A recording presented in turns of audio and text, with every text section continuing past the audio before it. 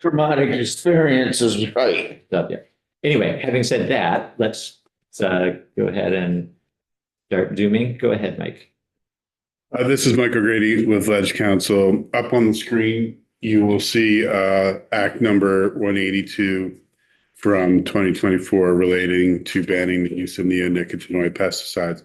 The act had been brewing in some form for a couple of biennium because there had been reports in the media and then from the Pollinator Advisory Committee that neonicotinoid pesticides affected the health of apiary colonies in the state, not necessarily killing bees or pollinators, but affecting their health to the point that they were susceptible to disease or mites or other stress.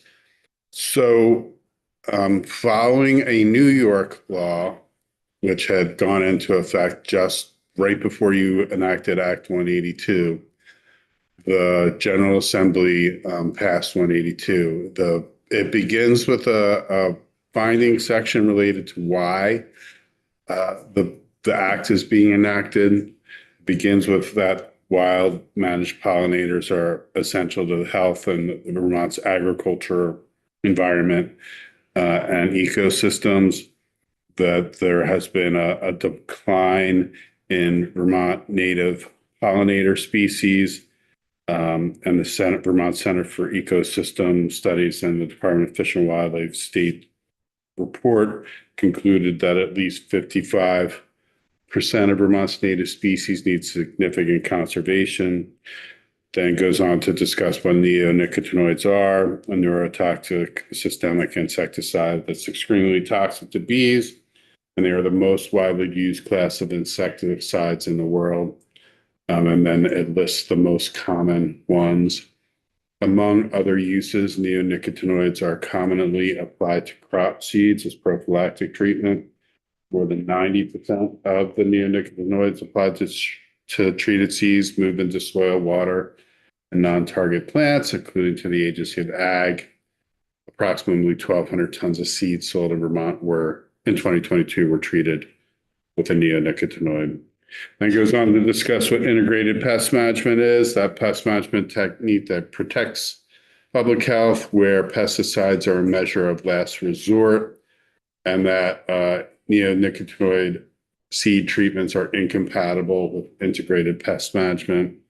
Then discusses a 2020 Cornell University report that analyzed more than 1,100 peer-reviewed studies that found that neonicotinoid corn and soybean pose substantial risks to bees and other pollinators, but provide no overall net income benefit to farms.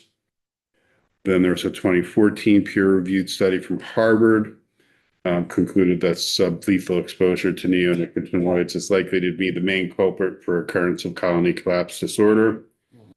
And then a 2020 peer-reviewed study from Nature Sustainability found that increased neonicotinoid use in the U.S. led to statistically significant reductions in bird diversity, particularly among insectivores and grassland birds.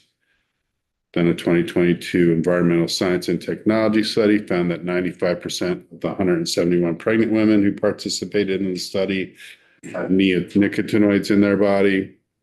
49.1% of the U.S. general population have been exposed to neonicotinoids. The European Commission and Quebec and Ontario have implemented significant prohibitions. And then the New York General Assembly, at this point, when you enacted it, the Governor Hochul hadn't signed it yet, but she signed it before Governor Scott signed it to pass.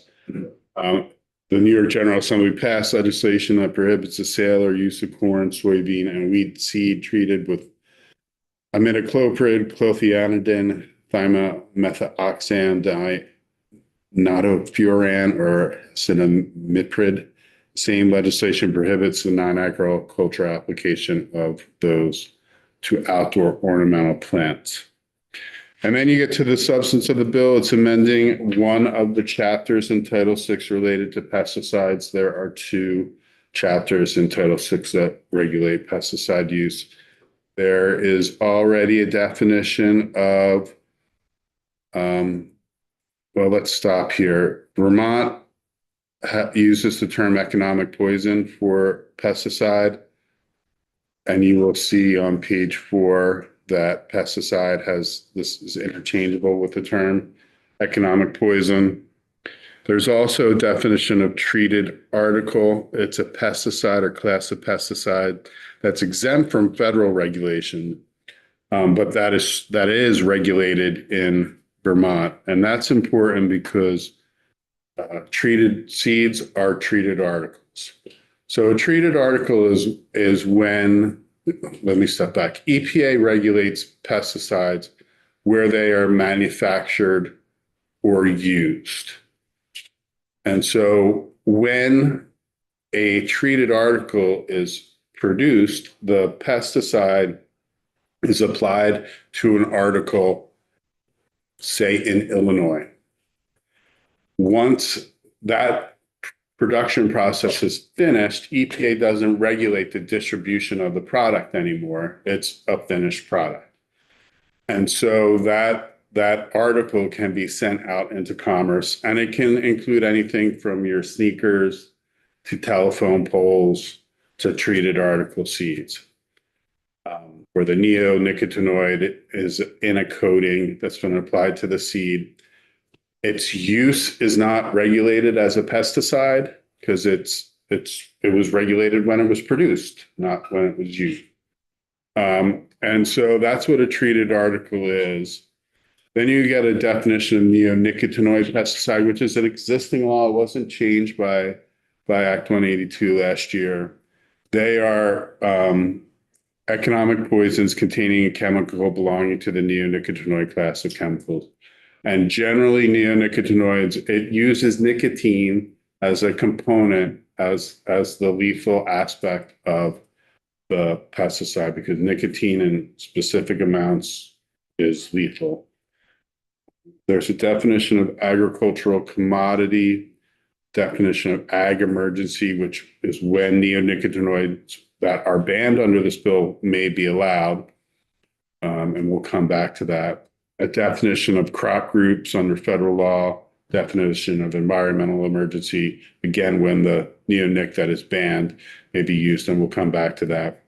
And then a definition of ornamental plant, which is created some discussion and maybe disagreement between the agency and the legislature.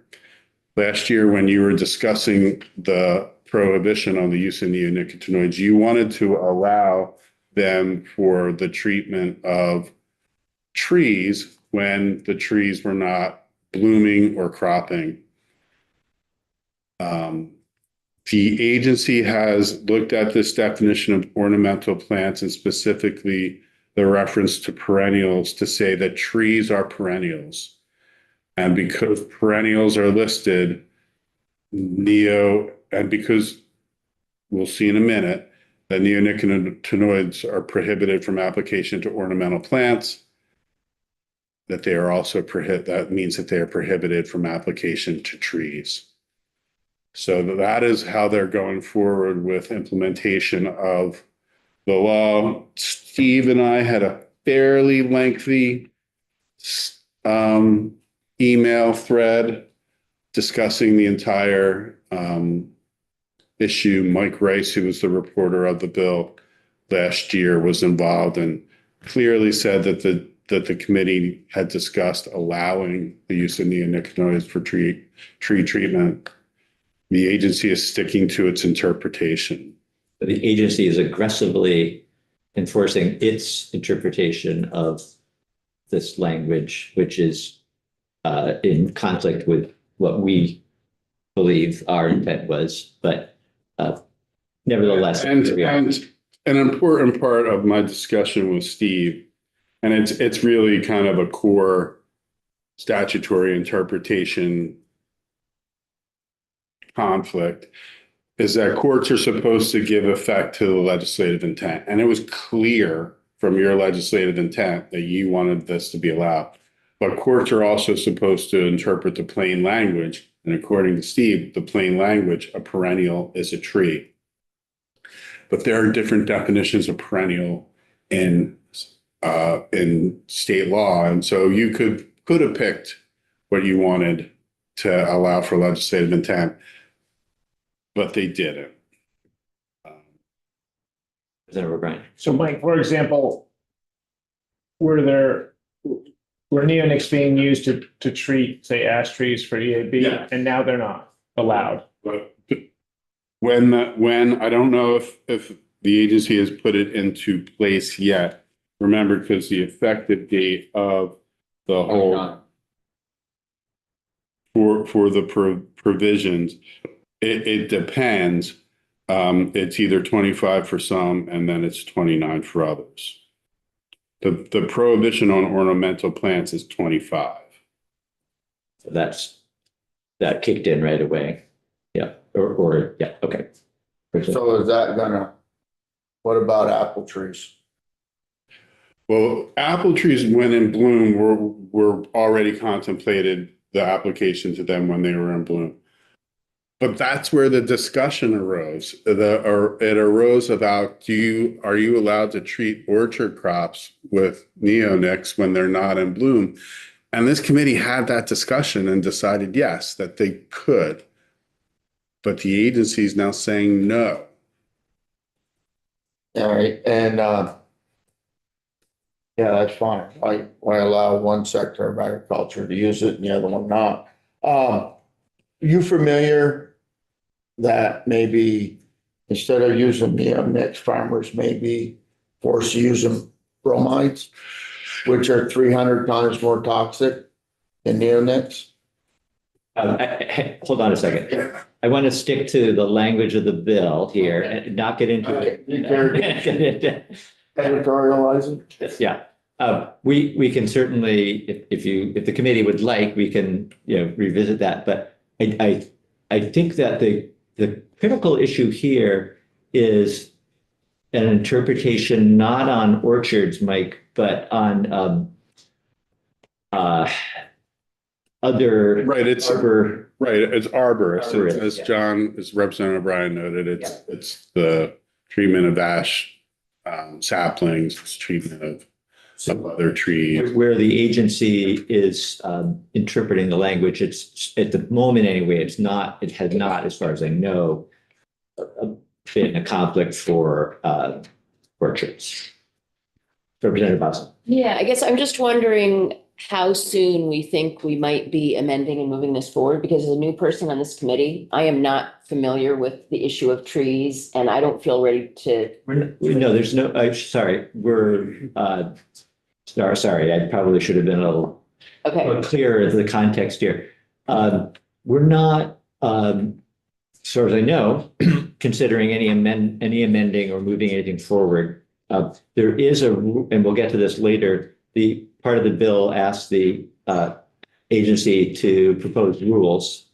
And that rule has been drafted and we're going to be looking at that rule. Okay, so we're just starting the process, right? Yeah, so this is really background for looking at ultimately next week or the following week to look at the rule and see, how we feel about that. Yeah, and thank you for asking that question because I should have said that up front. So I'll move on, and I probably jumped the gun on the issue about the ornamental plants. I could have done that at the very end instead. That's fine. So section 3 is the ban on the use and sale of neonicotinoid treated article seeds. No person shall sell, offer for sale, or use, distribute, or use any neonicotinoid treated article seed for soybeans or for any crop in the cereal grains group. And there's a whole CFR, Code of Federal Regulation, that lists all the different crop groups. I won't read them all to you because each number has multiple things listed under it. And the Secretary of Ag, after consultation with A&R, may issue a written exemption from that prohibition only if the following conditions are met. The person seeking the exemption completes integrated pest management training. Person seeking the exemption shall complete a pest risk assessment. And pest risk assessment, the committee looked at, I think they looked at the one from Ontario last year. It's a form that you fill out and you identify the pest that's at issue, why you can't controlled in another way and why you need to use the neonicotinoid. Any seeds authorized for use under the exemption shall be planted only on the property or properties identified in the pest risk assessment. Persons seeking the exemption shall maintain current records of the risk assessment report and risk of records and records when treated seeds are planted. The exemption order shall not be valid for more than 1 year. Specify the types of neonicotinoid treated article seeds to which the exemption order applies, the date on which the order takes effect, and the exemption order's duration. A written exemption order may establish restrictions related to the use of the treated article seeds to which the order applies to minimize harm to pollinators, birds, ecosystem health, and public health. It may also establish other restrictions related to the use of neonicotinoid treated article seeds. Upon issuing a written exemption order, the agency. Sorry, Mike, Representative O'Brien. Just quickly, Mike, do you have to be a custom applicator to plant treated article seeds? No. They're literally not a pesticide. They are under federal law, they're exempted from pesticide regulation. Just as you don't need to be a custom applicator to wear your sneakers, right? And so. Even though sneakers, you mentioned sneakers earlier, and I'd forgotten that they are a treated article. Most have some sort of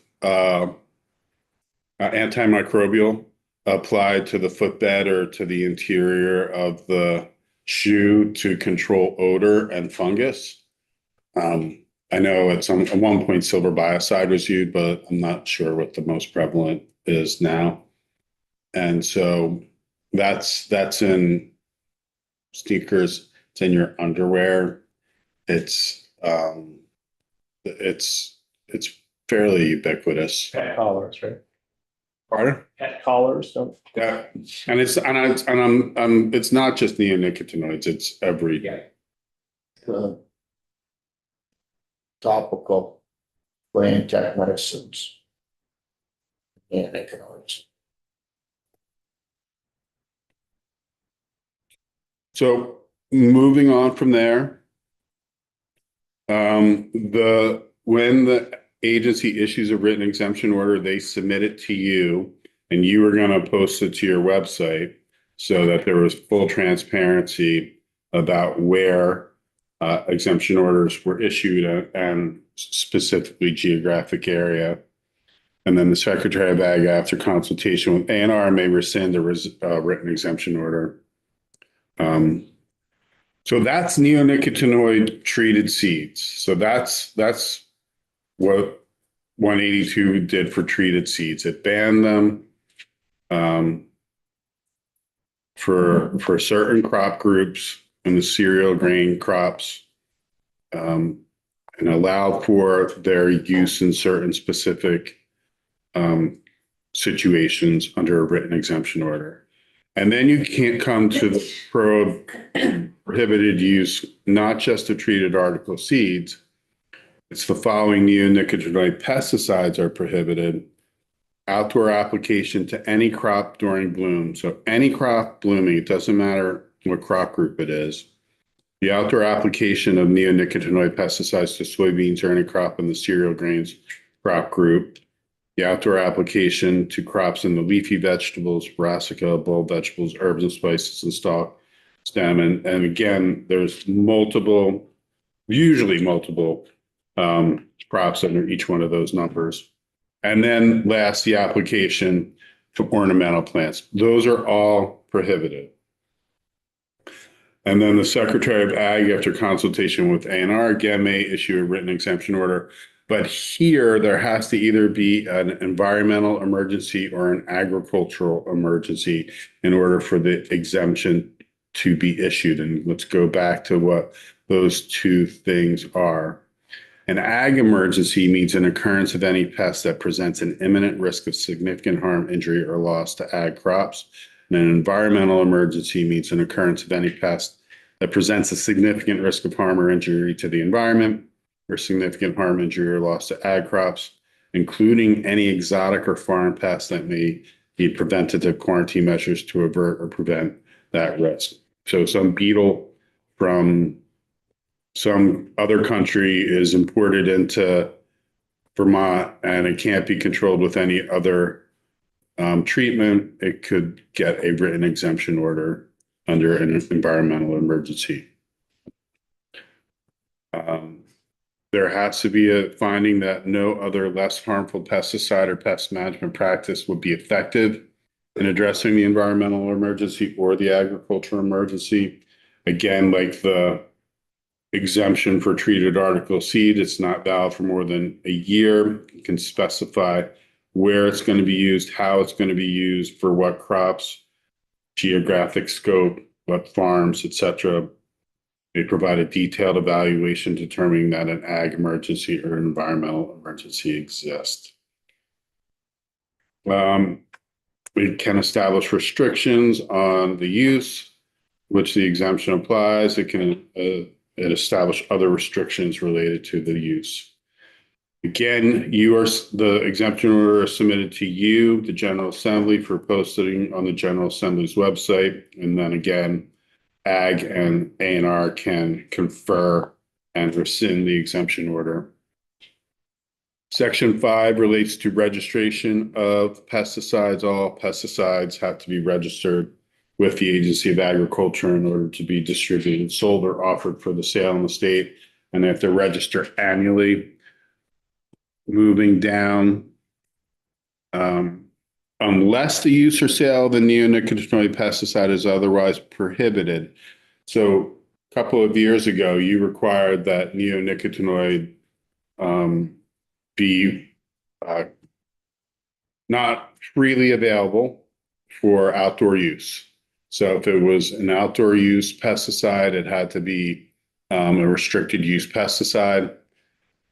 And that's continues to be the case because this act didn't ban all neonicotinoid pesticides. There are still neonicotinoid pesticides that are sold and used in the state. It just prohibited certain uses on treated article seeds, certain applications to crops, certain applications to blooming crops, application to ornamental plants. So it doesn't ban, say, use of a neonicotinoid pesticide for indoor pest control. And for outdoor pest control, for those that are otherwise not prohibited, it's a restricted use pesticide, which has to be sold by a dealer that has the proper registration and has to be used by someone with a certification for its use. But there are some exceptions from that restricted use designation for outdoor use, and they are there on page 11. Pet care products, anything on the pet, personal care products for lice or bed bugs, and then indoor pest control products. Treated article seed used to be exempt from being regulated as a restricted use pesticide, but now you have moved it out of this and it is subject to prohibition where the act provides that for those cereal grain crop groups. Then you come to another section of pesticide law where the Agency of Ag has to consult with the Agricultural Innovation Board when it adopts rules, and specifically in this subsection when it's adopting BMPs by rule for use of neonicotinoid treated article seeds. You're saying, well, why do you need BMPs for something that's going to be prohibited? Well, they're going to be allowed prior to January of 2029 and 2031, actually, for certain classes. And then neonicotinoid treated article seeds, when the Secretary issues a written order, there'll be BMPs for that. There'll also be BMPs for neonicotinoids just the general application of them, and then the agricultural use when they are not otherwise prohibited under law, because you can still use them for agricultural uses unless they're specifically prohibited under Act 182. And then Section 7 is just the rules that we just discussed were actually supposed to come back before March of 2024. And then you got a final proposal by July of 2024. You basically gave them some leeway by saying,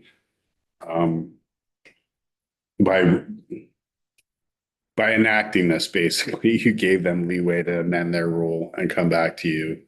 The date hasn't changed, but it was kind of an understanding that they were going to come back this year.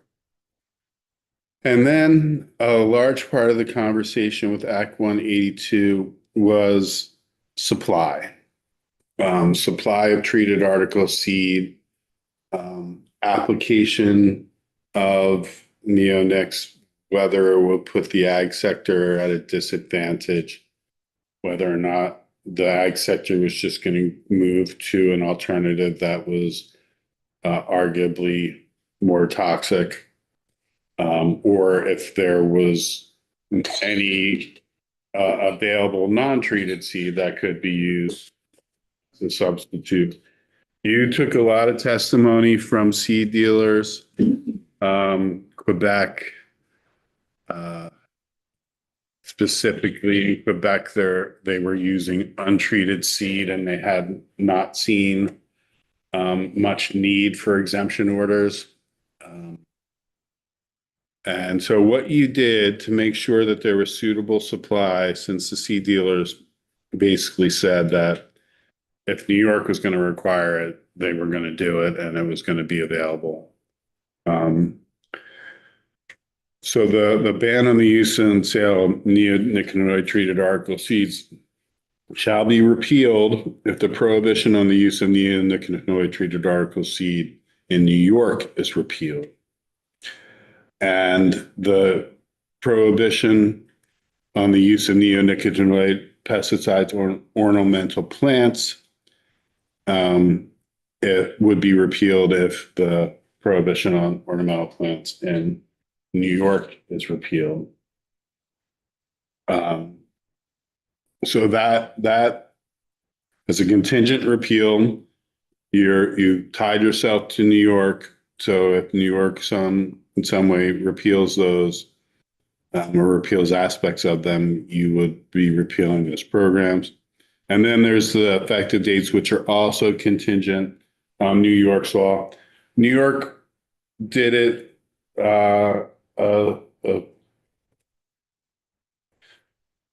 New York's General Assembly passed the law, sent it to the governor. The governor signed it and said, "I'm signing this, but we're going to change it." And subsequently, they did amend the law. At the time when you were drafting these effective dates, you didn't know what the governor was going to do in New York. And so the effective dates provided that the prohibition on the use of neonicotinoid pesticides on ornamental plants in New York is in effect on July 1, 2025, which it will be. If it's not in effect, the Vermont Act shall not take effect until New York's law is effective. Similarly, for treated article seed would take effect on 2029, provided that the prohibition on the use of treated article seed in New York is in effect. If it is not in effect, the prohibition in Act 182 on treated article seed shall not go into effect. So again, the ban on treated article seed is not in effect yet.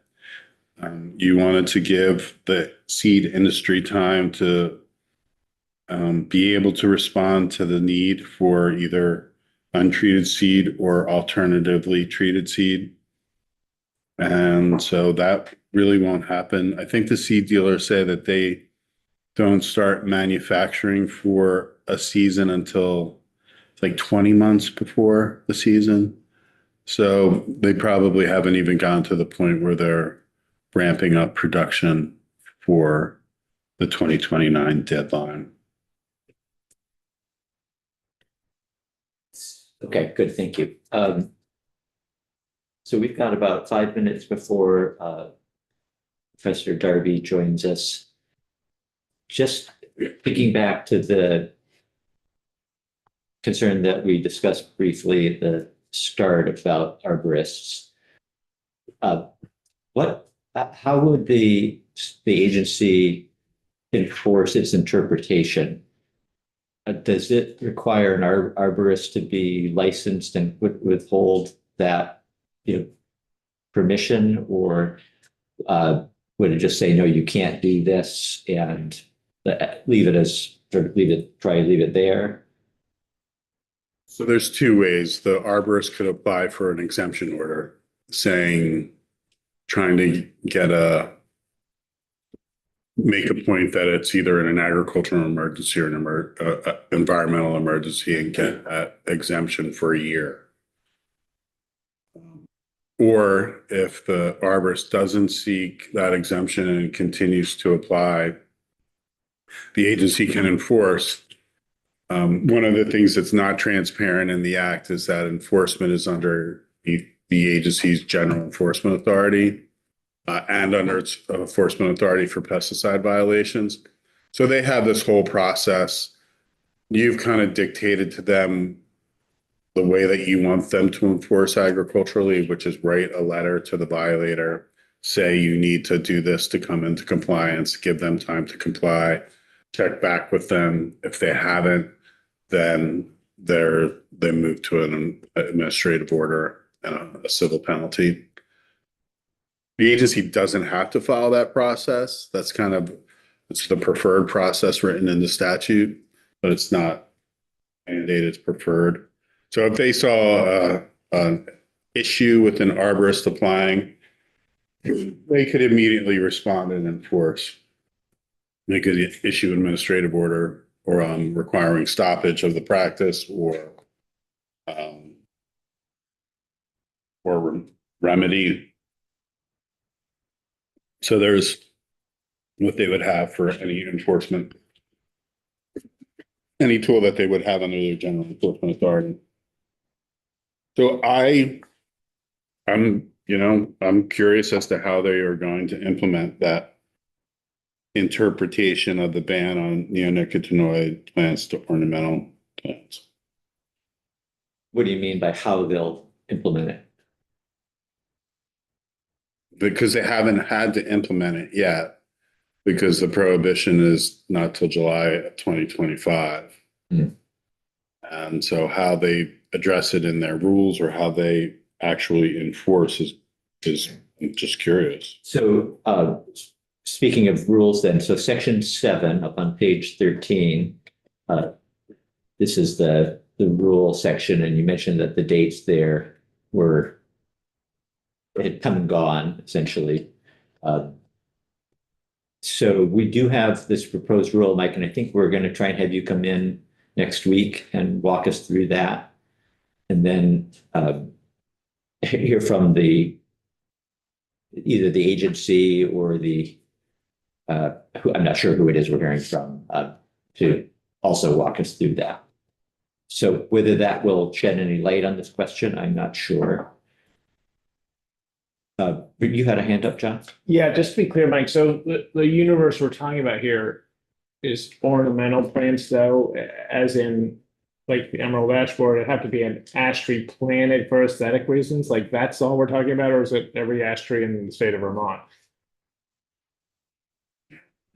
Hold on a second.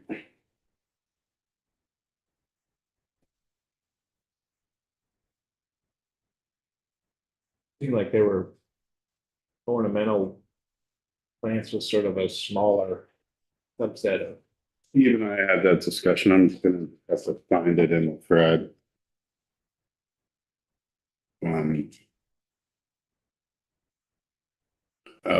We interpret the language as making ornamental and planted for aesthetic reasons the key modifiers when defining plants. So if it's planted for aesthetic reasons, So that's the definition, right? In here, anyway. right? That really would affect arborists who are like dealing with very specific landscape. Mhm, mhm. Perennials, ornamental plants, okay. Uh, uh, any other questions? All right. Do you know, Sidonia, whether Darby is joining us on Zoom? I don't know. I haven't heard anything from them in a couple of days. Okay, Representative Burke. Are we, do we know whether or not we Yeah. can purchase seed out of Quebec, if they already are using untreated seed? Quebec, Yeah.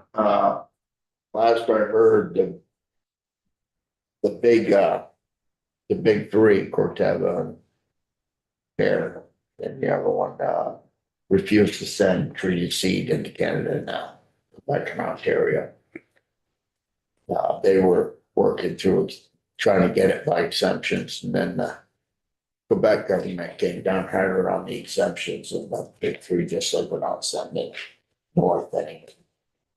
Oh, well, yeah, I was curious where they're getting their seed from. I don't know. There was testimony that there was an adequate supply of untreated seed in Quebec, and that they had only needed the exemption order. I can't remember how many times, but not that frequent. And then there was the discussion is like, do they not need the treatment because they had been treating for so long and there had been built up that they had been effective and they had eliminated the pests that were causing the issue.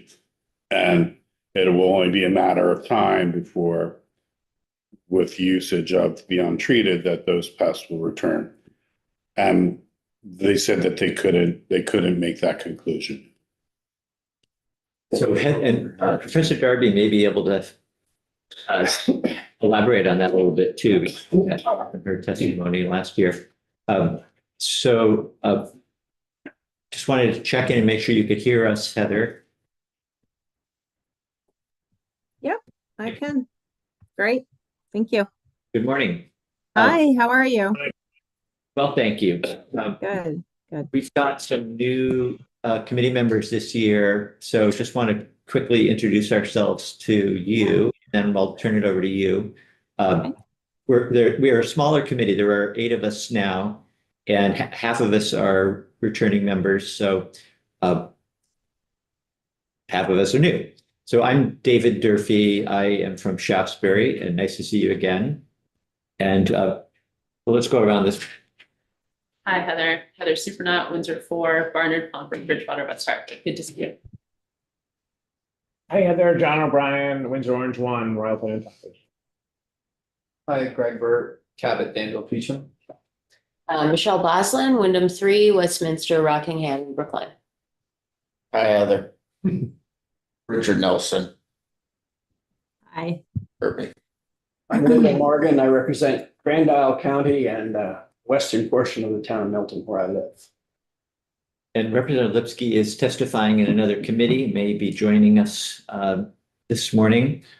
So we asked you to come in this morning, Heather, and just give us an update on any of the field trials that you've been doing. I think when we last spoke with you, it was maybe in February a year ago. Mhm. And so at least a year has gone by.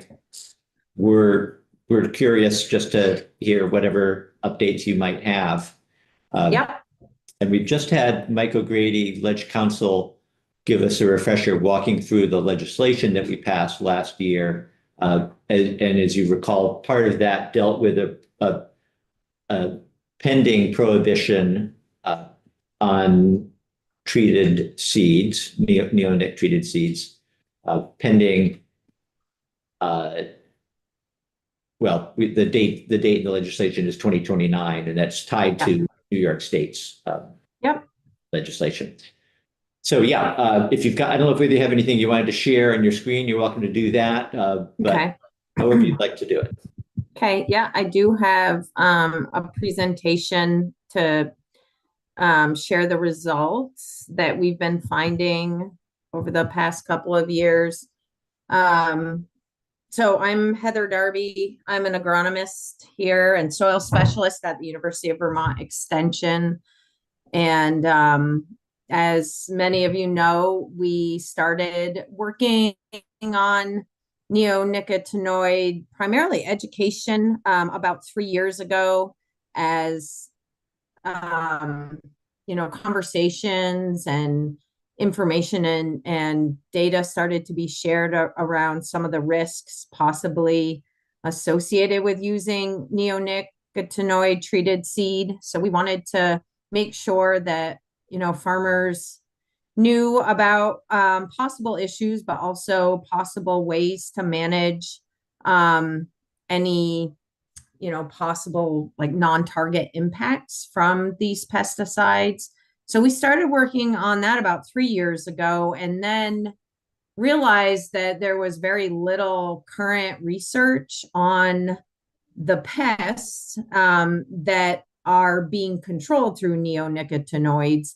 And part of the reason there hasn't been a lot of research is because the pests have been effectively controlled by seed treatment for the last, 20 plus years.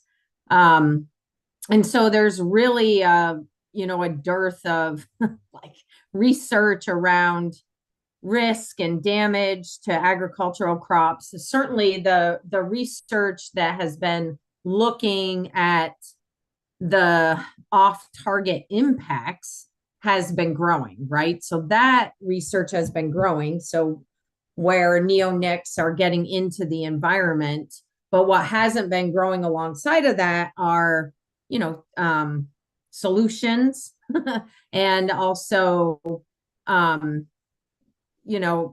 risk management for these pests. So it's been a little lopsided in that way. And it's hard to study the risk that these pests pose when we've been controlling them, right? And somebody brought that up. I think maybe Mr. Nelson did that. They've been very well controlled through seed treatment, and it's hard to go in and now study them in agricultural systems because they're controlled. So we started conducting research 2 years ago now, so we have 2 years under our belt, and we've been collaborating closely with Cornell University, and that collaboration has grown here, will be growing this year heading into this field season, because as you mentioned, our legislation is, in step with their legislation. And one of the project tasks that we both have is to create a risk management tool so that we can determine when these pests would pose significant risk to the farm and potentially be a reason to provide a variance. So we are joining our efforts with Cornell so that we have a bigger data set, both here in Vermont and in New York, to understand when the risk is high and would warrant neonic seed treatments. So I can share what we've been doing so far, and the results have been really interesting. So we conducted a planning date study up at Borderview Research Farm in Alberg in both 2023 and 2024. And really the goal of doing a planning date study is to plant corn, as early really as we can kind of get the equipment on the field till kind of a last planning date that we would plant corn in Vermont, so that we could capture any potential peak flights of seed corn maggot. So that is one of the primary pests that's being controlled with seed treatment is seed corn maggot. So by planting across this really large swath of planting dates, we're hoping to capture when those pests would sort of peak and see what kind of damage we would get on corn.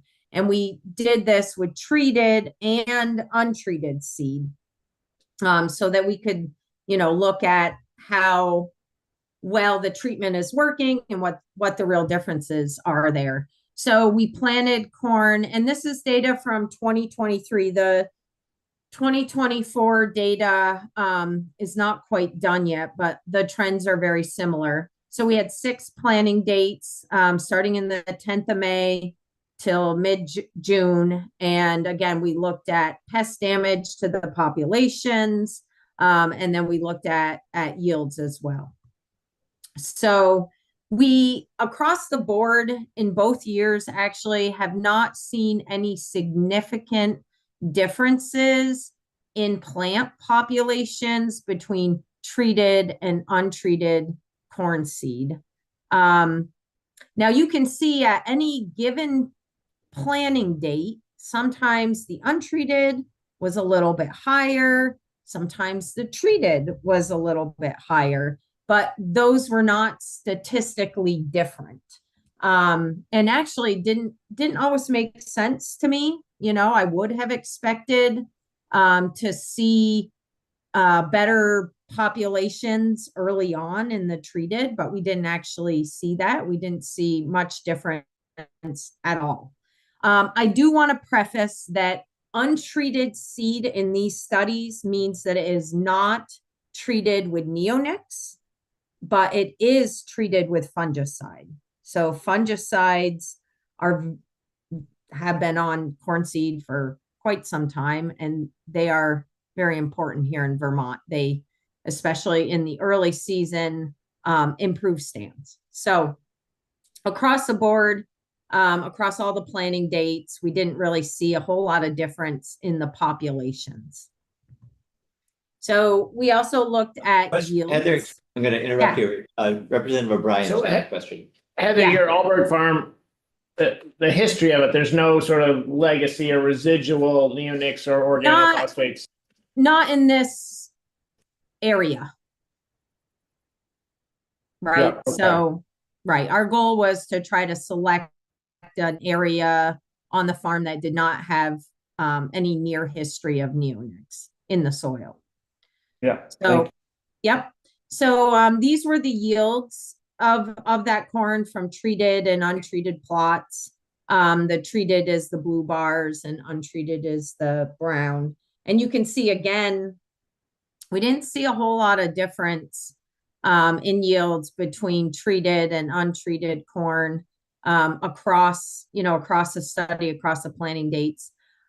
Interestingly, though, you can see in planting date 5, we did see quite a yield drop in the untreated seed plots. And, going from about 36 or 37 tons of corn silage down to about 32. So that's 4 tons. That's quite a bit. We didn't pick up any significance there, which I was a little surprised. But overall, we weren't seeing a big difference here in yields. We Question, did the same studies. Representative go Burke's got a ahead. question. Yeah. Thank you. So was that last plot that you're talking about, is that the one that was planted the latest? Yeah, and I'll dig into that one a little more here in a second. We will revisit that one, but yes. So we were also tracking flights. So these are flies. They kind of look like a little house fly, and they emerge in the spring. And I think somebody said, well, we've gotten rid of the pests. So I will say there's plenty of seed corn maggot flies around, like regardless of if you're treating corn seed or not, like they are there. They're all over the place. They're very common pests. They impact a lot of crops, not just corn. As an example, I, have a vegetable farm up here in Alberg, and we have a heck of a time growing radishes early in the spring because they get infested with maggots. Because, the pest is out there. So we haven't eliminated or gotten rid of this pest in Vermont.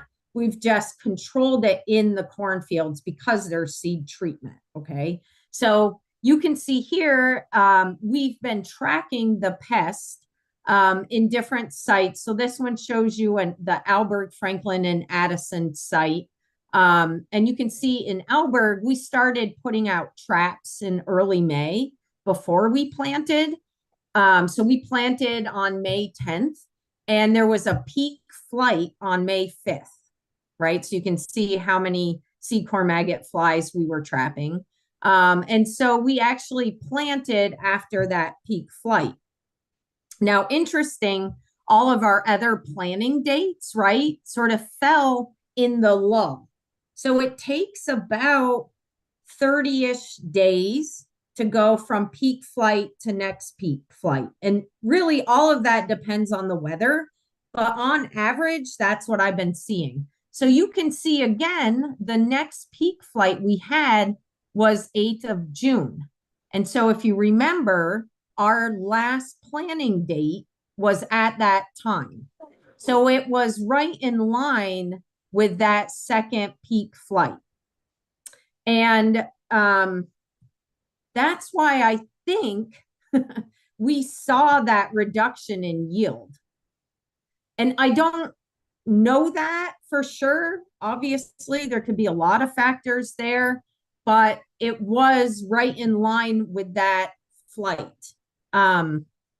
So we planted on June 9th, and the peak flight was somewhere between the 8th of June and it might have peaked even further the following week, right? But we didn't monitor past that week. So in the right-hand corner there, you can see the variability. And this was really interesting to me. So you can see that T is treated, and then you can see kind of the scope of the yields, or the range of the yields was much tighter in the treated seed. And then when you look at the untreated seed at that time, you can see it's all over the board, which kind of says to me that some of those plots, right? There's a bunch of plots with the same treatment that get averaged together. Some of those plots were clearly probably damaged by seed corn maggot, and some weren't. Oops, sorry, I did something screwy here. Can you guys still see my slides? Yeah. Yeah. So, nobody's going to complain about 30 ton or, 30 tons versus 36.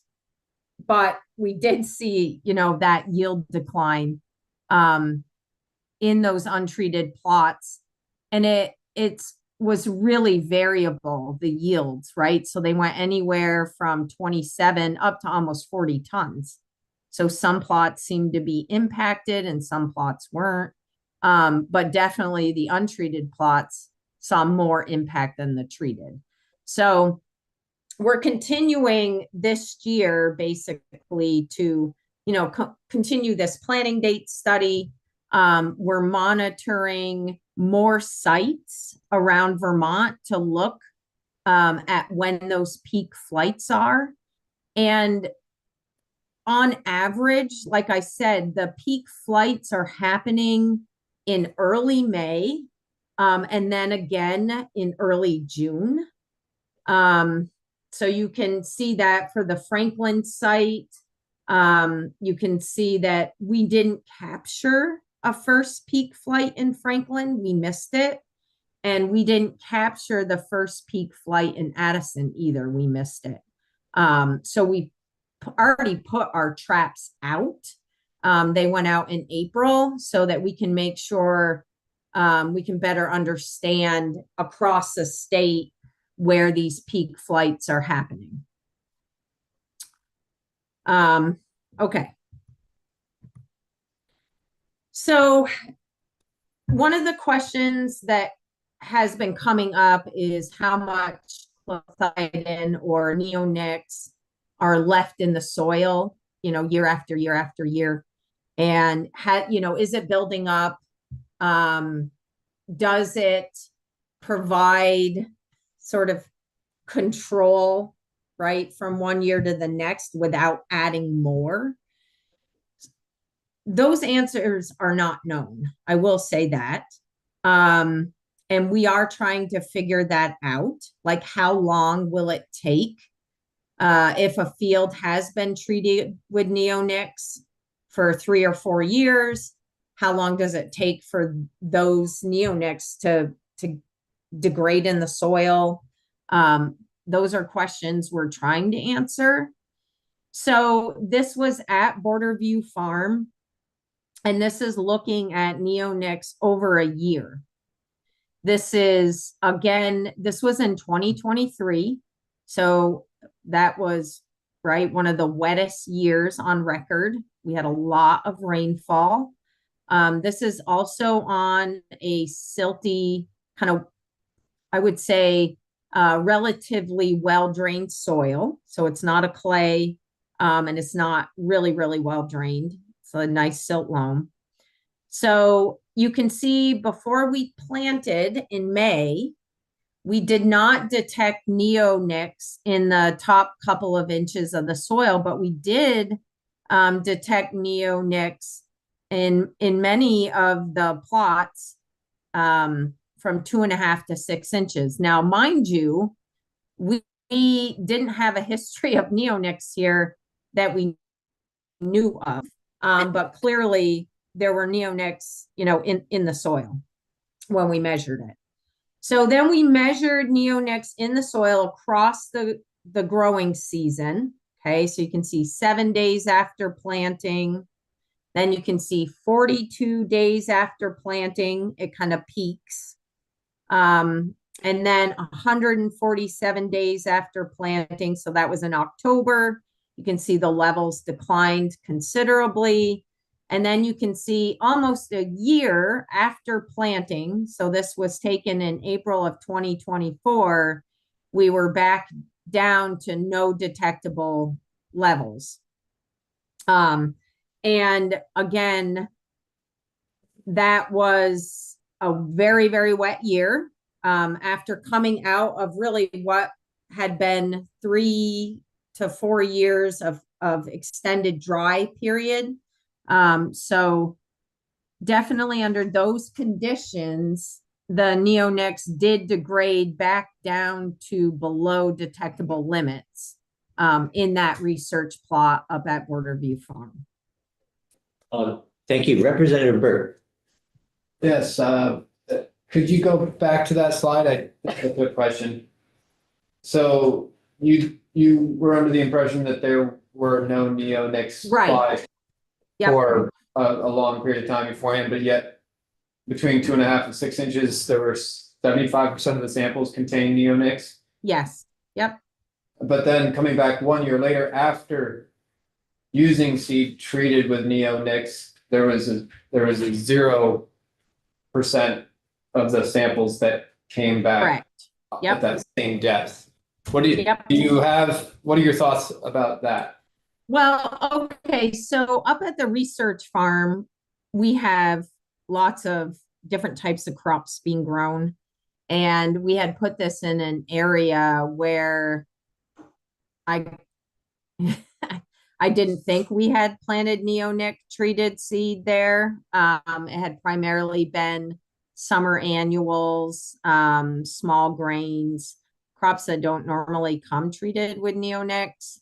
But we're using the same planting equipment. And some of the summer annuals, the sorghums in particular, have come treated before. So it is certainly a possibility that there had been something there, although, I couldn't pinpoint what it had been. The other piece is that we had been in a drought, and I know that's hard for people to remember since it's been so horrible the last 2 years, but we had been in an extended dry period for about 3 or 4 years. And, we had a lot of residual buildup of fertility, as an example. And so it is possible, that something had been planted there a year, 2, maybe 3 ago, that there might have been some seed treatment or even from the planter, and it just never degraded or filtered out. So, Heather, yeah. did you conduct any further testing after April last year? Yep. We conducted one further sample at the end of last year, but we don't have the data back yet. To know whether there was still Yeah. a zero Yep. Yep. detection. Okay. Yep. And are you intending to do any testing this Yep. year? Yep. We'll continue to monitor. Yep. So let's talk about longer term use of neonics in a very different soil. So if you just kind of focus on where it says 2023 pre-plant 13th of April, and then 2024 pre-plant 26th of April. Don't look at the micro watershed labels. They don't really mean much in this context. But this is a heavy clay soil. This is in St. Albans Bay, Vermont. And this field this would be its third, that's 2023, and fourth, 2024, year of continuous corn silage. And so you can see after 3 years of continuous corn silage, it has been treated. When we went out in the spring, there were detectable levels, not in all samples, but many of the samples that we took. Okay. And you can see a year later, so that we did plant treated seed again, and a year later, we still had detectable levels of clethodim. So there, depending on the soil type and likely obviously the weather conditions, the amount of rainfall, but then longer term use, it does appear to hang out in the soil. And if you ask me, well, what do these levels mean to seed corn maggot? I don't know. I don't know if they're high enough to kill a seed corn maggot or not. This is, parts per billion that we're looking at here. I don't know. And our Cornell friends don't know exactly either. So, we're continuing to understand what these residual levels mean. All right. So to continue with this project, which is in St. Albans Bay, that's the soil data I just showed you. This site is on a commercial farm, and you can see it's labeled 4 plots in the little image there, plot 1, 2, 3, and 4. 2 of the plots are not tile drained, and 2 of the plots are tile drained. And these are large plots. They're, 3 to 5 acres in size each. And at the edge of those plots is edge of field monitoring tools that collect surface runoff, and they also collect tile water when we have events that produce tile water or surface runoff. And our primary goal with this project is to assess the impact of management on water quality, so both nitrogen and phosphorus. So really, the whole project is. From Representative Nelson's got a question. Yep. Thank you. Heather, when you tested the soil for the presence of neonics, were you testing in furrow or in between the rows? I know some of those dates you had corn standing. I just wondered. Yeah, no, both of the dates. So everything would have been, if it was during the season, it would have been tested between the rows, not in the furrow. Okay, thank you. Yep. In the springtime, we also tried to sample between what was the rows, right? Sometimes it's hard to tell, but not always. Okay, so at this site, you know, we have best management practices, and really looking at, you know, cover cropping and no-till, et cetera. But we have also been monitoring neonics in tile and surface water after corn planting. And again, this is 2023, so wettest, one of the wettest years on record.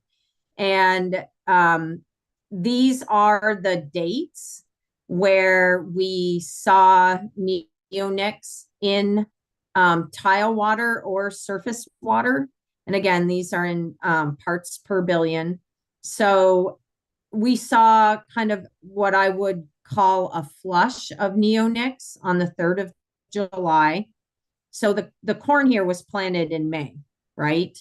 In between May and this rain event in July, it had been relatively dry. So we weren't picking up neonics in the water because we weren't getting any water, right? I mean, you only get surface runoff generally if there's a big rain event, and the water cannot be absorbed into the soil fast enough. And with tile, obviously, if you have excess water that will drain out through the tile, you know, that also is only going to happen when there is either a significant rain event or, you know, possibly continuous rain. So tiles don't always run, contrary to popular belief. And we aren't always having surface runoff, right? So these were 4 events where we captured neonics. And the biggest event, the most severe one, was when we had the most significant rainfall following planting. So you can see that was the 3rd of July. So this was planted back in May. It was relatively dry, minor rain events. And then we had a 3 or 4 inch rain event on the 3rd of July. And we saw neonics in surface and tile water. Heather, how deep are the tiles in this particular plot? That is a good question. We actually we tiled this field, so I should know that answer. But what the standard depth? I'm sorry? Richard can probably answer that. So, I mean, just, I said would it likely yeah. be several feet? Because I know you were Oh, measuring yeah. Yes. 6 inches. Yeah. Yes. Yeah. Yeah. No, not 6 inches. Oh. Yeah. So, Okay, so we did see higher levels of neonics and surface runoff. And when we were capturing surface runoff, right, we only detected neonics 47% of the time. So in the tile, we had less detection. 43% of the samples had detectable levels when we were capturing water at a tile. So those little dots just shows you the events where we captured water and had, you know, events where we could capture water, and then what we saw for neonic levels. So you can see the highest levels were on that 3rd of July.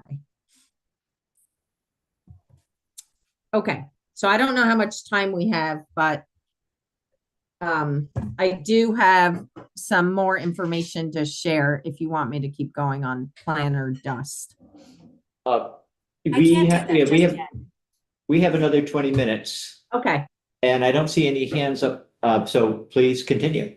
Okay, so we've been looking, one of the issues that we hear a lot about, and this was how I believe some of the first hive death events occurred in Ohio in particular, was during planting, and it was associated with dust and neonic in dust.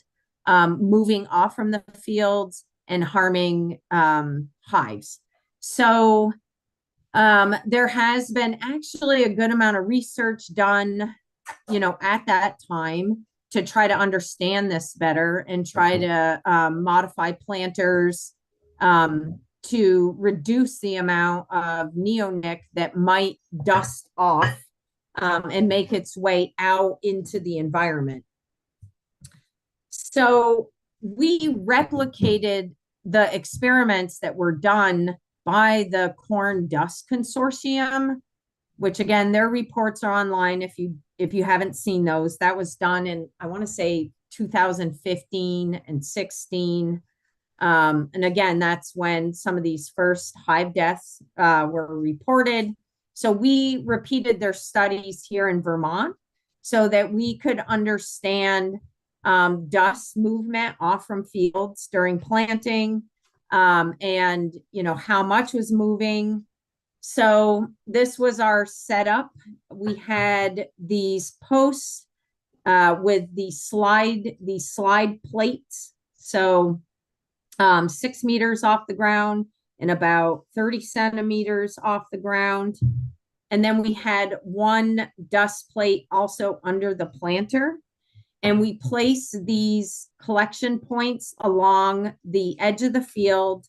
And those were set up based on the wind direction when we arrived, at the field, when we were planting or when the farmer was planting. And then the farmer planted, and usually we would stay, depending on how big the field was, either for the whole field or, up to 10 or 12 passes and collect whatever dust was coming off the field during planting. So we did that at 5 sites, and this was in the spring of 2024.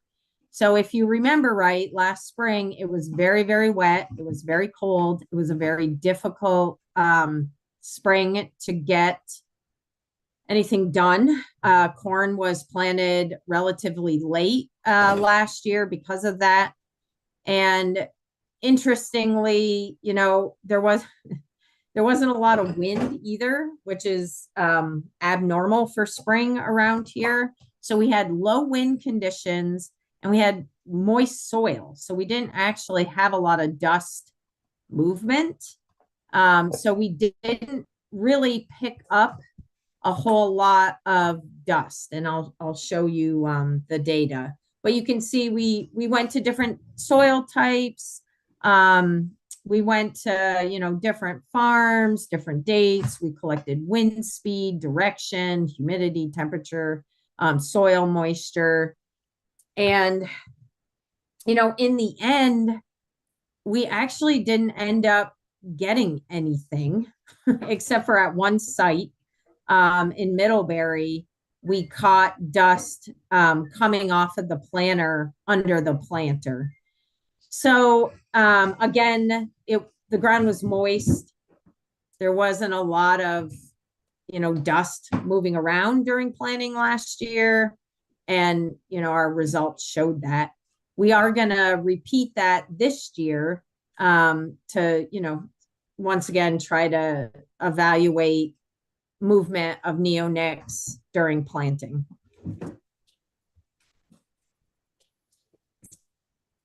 So the other question that we've been interested in is around fluency agents. So part of the Dust Consortium studies looked at fluency agents, which essentially help the corn move through the planter and singulate the seed better when it comes out. And so fluency agents that are very popular, or the most common ones, are talc and graphite. And what the Dust Consortium showed was that talc and graphite were abrasive to the seed, and that they actually chipped the neonic off of the seed, causing there to be more loss during planting. So as a result of that, there were new fluency agents developed. One is a soy-based product, and another one is a polymer, and they're both available on the market. So we wanted to look at these fluency agents and try to understand if farmers used a different fluency agent, would they reduce any potential loss of neonics? So what we did here was put a vacuum bag. We attached it right to the exhaust on the planter. And we put one of our slide plates, which you can kind of see through that vacuum bag, at the bottom of the bag. So essentially, this vacuum bag is collecting everything that would potentially blow out of a vacuum planter. Heather, we've got a question from Rep. O'Brien. Yep. So are these fluency agents like a form of inoculants? No, they're really just there to help the seed flow out of the planter. Okay. Yep. And, with new technology and precision planters, many people have gone away from using fluency agents, but they are still very, very common because we don't have that much precision planting going on in Vermont. But something, certainly we should think about, especially given the results I'm going to show you. Okay, so we looked at Heather, yep. So these are added after the farmer gets the treated article seeds? Yes, so they get the seed, they put the seed in the planter, and they add the fluency agent. Okay. Yep. So here are the 4 fluency agents. This dust product is soybean based. The Bayer product is a wax, a polyethylene wax based product, and then talc and graphite. Again, very common. You can see the dust product, I'll say right off, it doesn't work here. You can see how clumpy it is. It does not like humidity. And it was kind of a mess here in Vermont in our planters with humid conditions. But I'll show you more data. So again, keep in mind that this is all the clethodim that was caught coming out of the planter, right? So this is just what's on that plate. And you can see that the Bayer fluency agent was the only fluency agent that reduced clethodim dust coming out of the planter. And interestingly, it was even better than when we didn't use any fluency agent, right? So it actually reduced loss of the neonic across the board, even better than doing nothing at all, which would be no fluency agent. And you can see the graphite itself created the most loss. So it was chipping and causing the neonic to come off of the seed. Okay. The other big story here is that the brand, so we use 2 different brands of seed from 2 different companies. The neonic level, so the rate, and the product of neonic were exactly the same. So both of these seed brands were treated with Lumisher 1250 at the same rate, same neonic product, but 2 different seed companies. And you can see that clearly the red seed company is using a different method to coat their seed. And whatever that method is, it definitely gets more easily chipped off by these fluency agents. So you can see in particular the graphite with the red brand of seed really chipped off that neonic treatment, causing there to be far more loss. And you can see with the green brand, we hardly had any loss, regardless of the fluency agent. Thank you. Question from Representative Nelson. Yeah, you care to disclose the brands? No, I don't. I But just wondered if Bayer made their own product to cover their. I can tell you they are the two most common brands in the state of Vermont. Understood. Representative O'Brien, question. Heather, do you know, do the seed companies put on far more neonic than they actually need to, when it's taken up into the plant during germination? There So are different effectiveness. rates. There are Uh-huh. different rates that a farm can purchase. There's a 250 and a 1250 rate. So it's really, up to the farm to decide, what level of risk they think they have and what rate they might need. Yep. And so. But you're correct in saying not all of the neonic itself is utilized, right? I mean, there's residues, and that shows that. And the more say, so even within the eventual corn plant, which the, say, corn seed maggot's eating, right? The corn seed maggot eats the seed. They don't eat the plant. Oh, okay. Yeah. And then depending on your infestation, that might kill more of the corn maggots or the corn seed maggots, or their Right, it levels that are depends. sublethal. Yeah, I mean, so there are other pests too. There's white grubs and wireworms. And, last year, and actually I've gotten a bunch of calls this year, there are pretty significant white grub infestations in Vermont. And that, I mean, so many white grubs that you can scoop with your hand, a scoop of soil, and it'd be full of white grubs. I mean, just disgusting. And right now, Richard Nelson, there's an outbreak over in your area. I've gotten a bunch of calls. So part of the reason you would use a 1250 rate is in that particular, like that situation itself. And that alone would not control that level of white grub. And so where do white grubs? So part of our challenge here, and that will be the next thing I talk about. So, we had a lot of testimony from like Pennsylvania, maybe Ohio, and they're definitely those particular testimonies did say things like these are secondary pests, they're not real problems.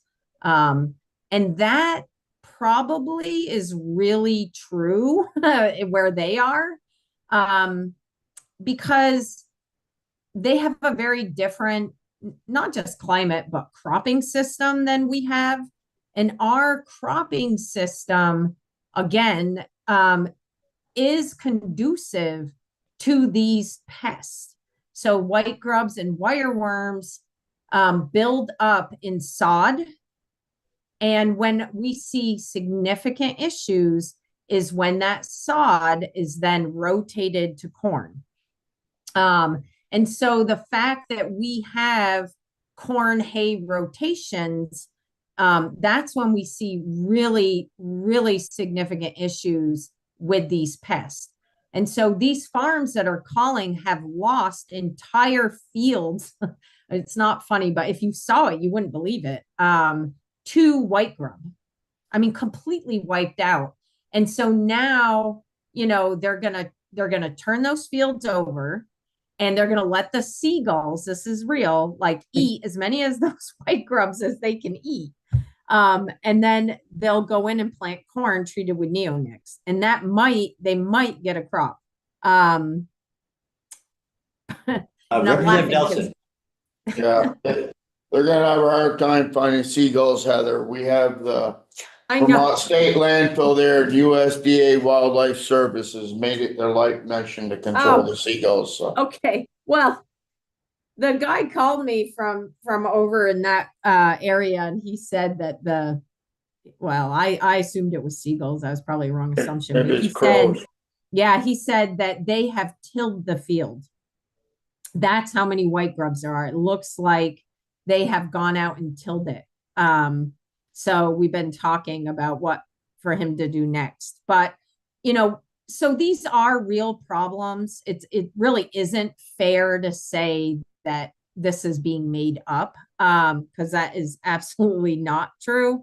And, there are real cases. And again, that's what we're really trying to study here, is managing that risk. And those fields that are coming out of sod after, 5, 6, maybe even more years of sod into corn are high risk fields for seed corn maggot, and white grub, but also wireworm. So the other thing that we have a good supply of here in Vermont, that other like the Corn Belt, places like that do not, is manure.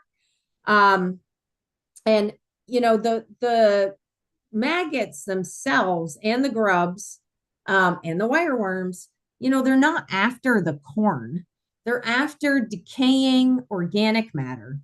And so the more decaying organic matter we have, the more of these pests that we also will have.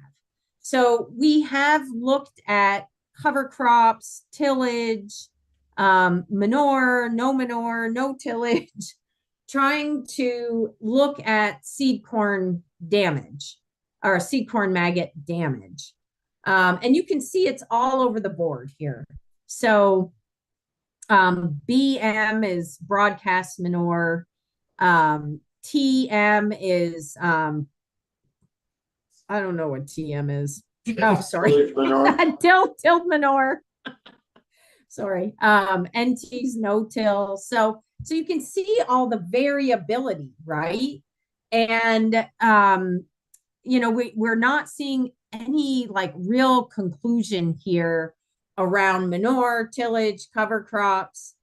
But what we did see from the data is that the probability of seeing seed corn maggot damage goes up substantially when you till the field and when you add manure, right? So you go from the probability of damage of 15% in a no-till system without manure to, upwards of 40% chance of damage, probability of damage when you're tilling and you have manure. So we know that tillage and manure together have these sensory cues, we believe, that attract, right, flies that then lay eggs and then produce maggots. So, that is a challenge for us that other places do not face, right? And, we're going to continue to evaluate this. Now, what we haven't seen here, though, right? So the probability increases, but we haven't seen a difference in yield. So although we're seeing damage and the probability of that damage increasing, we're not seeing significant yield declines at this point. Now, this, again, it's just 1 year of data, so we have to collect more. But we do know the chance and the risk does go up. Pause here for. Go ahead. Heather, I'm just on the agri science of all this. So all those 3 pests, do they all go after the seed, or do some get like into the roots and plants? They're all seed. They're all attacking the seed. So essentially it's like a an M&M and they have to eat through the hard outside to get at it? Yep. Okay, but Yep, then, and then, they can attack once, so, we've seen a whole lot of things now that we've been looking at this. So we'll see a seed corn maggot damage the seed, but the plants still grow. The seed corn maggot probably dies, but the plant is still able to kind of emerge and grow. It's set back, it's weakened, but it's still able to live on. So, they will eat the roots too, but the primary issue here is them damaging the seed. So, some of the, recommendations are to plant when the ground is warm enough that the seed will germinate as quick as humanly possible, right? And then just by like speed and vigor, the plant out competes or beats, the pest. The problem with that is that, farmers are planting corn as soon as really they can get on the ground. And the soil temperature, usually is around 50. But even at 50 degrees, it takes that corn plant a while to get going. So it's really that time frame. So the faster the plant can grow, right, the better the soil conditions are, the quicker that seed's going to germ and jump out of the ground. And then at that point, it generally speaking, can make it. Heather, we've got about just 5 minutes more or so. Yep. I'll just end on this. This was a study that we did last year with Cornell, looking at no seed treatment. So that's the control. And when I say no seed treatment, this is bare seed, no fungicide. So just completely untreated. Then we had bare seed with organic matter kind of put over the row. That's what BM is. And then we had corn seed treated with fungicide. Then we had corn seed treated with fungicide and spinosad, which is an organic insecticide. We had seed treated with neonic and fungicide. And then we had seed treated with fungicide and diamides. And so spinosad and diamides are alternatives to neonics. So you can see when we added organic matter to the field with untreated seed, only 12% of the seed was not damaged. So 88% of the seed was damaged. When we took away the organic matter, right, the manure, we had a little more seed that wasn't damaged, but still, almost 80% of the seed was damaged. When we added fungicide, the number increased considerably, right? So at that point, now we're looking at more than 50% of the seed not damaged. And then when we added any one of the insecticides, that increased the amount of seed that wasn't damaged to 75% across the board. So, this again was last year. This corn was planted in very adverse conditions. The ground was cold, the soil was wet, not good germination conditions at all, but that was what we had last year. And this was the results that we saw. So the neonic or other insecticides did bring this to, a 75% of a stand, but still not that great, but better than 12% of a stand. Representative Nelson. Yes, thank you. Can you speak to the toxicity of the three treatments? We know that neonics are essentially non-toxic to humans, mammals, and whatnot. Diamide has a much higher toxicity rate. I think I'm terming this right, Heather, and correct me if I'm not. I don't know anything about spinosad. Yeah. So diamides, they haven't been as popular as neonics. Neonics are cheap to make, right? So that is a huge selling point. They have low mammalian impact, as you said. So that's another great selling point. But they're broad spectrum insecticides, and and they can hang out in the soil, as we're seeing. So they've been popular for a reason, right? They're effective. They have low toxicity rate, and they're cheap to make. Diamides are more expensive to make, so they're going to be more costly. You're right. The mammalian toxicity rate is a little bit higher, but still not as good as neonics, but not that bad. They are said to have far less impact, adverse impact on other pet or other insects of importance. So people have largely moved to those in other places. And I imagine, that's what will happen here as well. But the cost will go up. Cost of the seed will go up. Representative O'Brien. Heather, looking at your data here, to me, at least in last year's weather conditions, it looked like fungi attacked corn seeds more than even the corn seed maggots. Yes. At least. Yes. Yep. Absolutely. And we know that we know. Like fungicides are really, really important in Vermont. Yep. Heather, was there anything that you wanted to conclude with as we wrap up? So we are going to, continue this work. We're expanding the number of on-farm sites we have, going from Randolph to Irisburg, trying to hit more spots around the state, trying to monitor the pests. So we'll have treated and untreated plots on all these farms.